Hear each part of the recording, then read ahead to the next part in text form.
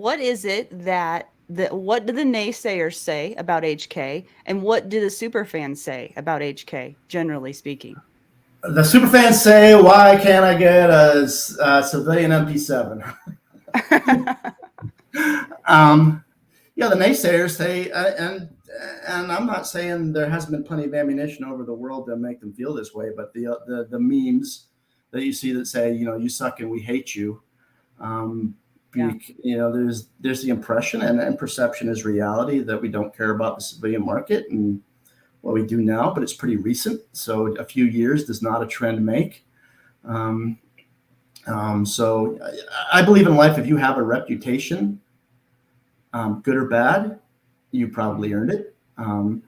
So we haven't been serious about the civilian market till recently.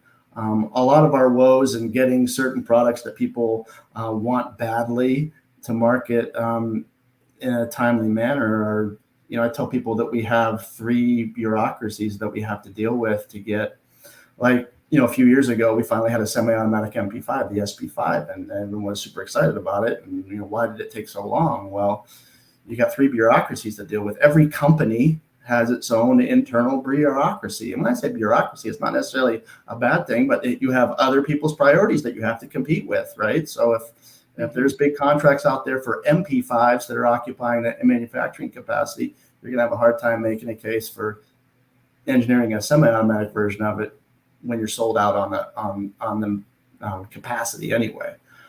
So that internal bureaucracy comes into play, and getting that project on the list and in the program that was actually being worked on. But beyond that, we've got 2 different governments that we work with. We have German export controls, and we have American import controls, and they don't communicate well with each other. So when Germany says it can't be readily converted to a fully automatic gun to be exported, they don't have the same standard as the United States when it says it can't be readily converted to a fully automatic gun to be imported. They don't just say, "Oh, well, Germany says it's okay to export, then it's good to import."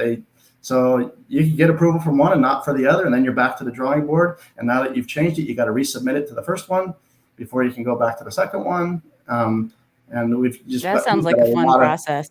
Yeah, we got a lot of hoops to jump. People say, "Well, why don't you just make them here?" Well, you still have to export the technology, which requires the same approval process. So whether you export the technology or export the product, the headaches are just as much. And I'm not saying that to make excuses. I'm saying that just by nature we should be somewhat slower than somebody who's manufacturing here domestically. But fairness. It just hasn't been as big a priority in years past as it is today. But I wouldn't be there if they weren't serious about the civilian market. And like I say, you don't double your sales in 5 years without being serious about the market. So yeah, absolutely. Well, you must be doing something right, I would say. So